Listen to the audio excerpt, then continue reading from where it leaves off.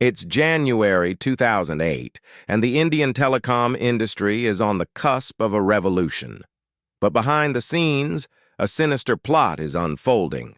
A Raja, the telecom minister, is at the center of a storm that will shake the very foundations of India's economy. 1.76 Lakh Crore. That's the staggering amount of money that's about to be siphoned off in one of India's most egregious scams. The 2G spectrum scam is a tale of greed, corruption, and deceit. And I'm Vikram, your guide through the twists and turns of this gripping true crime story. In the early 2000s, India's telecom industry was booming. The government had introduced a new policy to allocate spectrum to telecom companies. But there was a catch. The allocation process was opaque, and the rules were murky. A Raja, the telecom minister, was in charge of allocating the spectrum, and he had a plan. Raja's ministry would allocate the spectrum to companies that were willing to pay a hefty fee. But there was a problem. The fee was not determined by market forces, but by Raja's own whims. Companies that were close to Raja, like Unitech Wireless and Swan Telecom, were given preferential treatment, and those that weren't were left out in the cold. It was a classic case of khairat, a Hindi term that roughly translates to favoritism. In January 2008, Raja's ministry issued 122 licenses to 9 companies. But there was a catch.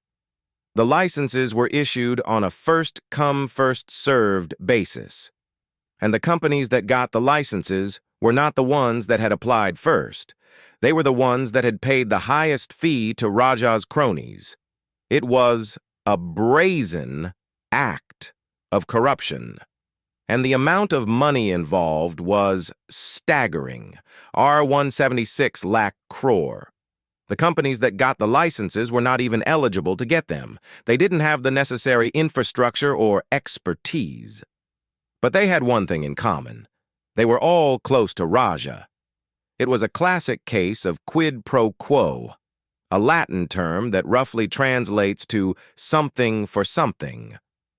The scam started to unravel in 2010 when the Comptroller and Auditor General, CAG, of India issued a report that exposed the corruption. The report stated that the licenses had been issued at a fraction of their true value, and the companies that had got the licenses had made a killing by selling them to other companies at a huge profit. The CAG report was a bombshell. It led to a massive public outcry, and the opposition parties started to demand Raja's resignation. The UPA government was forced to act. And in November 2010, Raja was finally arrested. The CBI started to investigate the scam, and soon the net started to widen. Kanamoji, Raja's daughter, was also arrested, and the DMK party, to which Raja belonged, was forced to distance itself from him. The trial of the 2G spectrum scam case started in 2011, and in December 2017, the special CBI court delivered its verdict. Raja and Kanamoji were acquitted. The court stated that the prosecution had failed to prove the charges. But the acquittal was not the end of the story. The CBI appealed against the verdict, and in March 2020, the Delhi High Court ordered a retrial. The case is still ongoing, but one thing is clear. The 2G spectrum scam has left a permanent scar on India's telecom industry, and it has raised serious questions about the role of corruption in India's economy. The 2G spectrum scam is a cautionary tale about the dangers of corruption. It shows how a few individuals can manipulate the system for their own gain, and it highlights the need for transparency and accountability in India's economy. If you want to stay updated on the latest true crime stories, subscribe to our channel.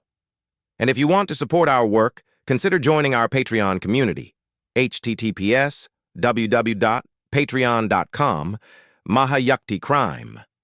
You can also get a free trial of Audible India, https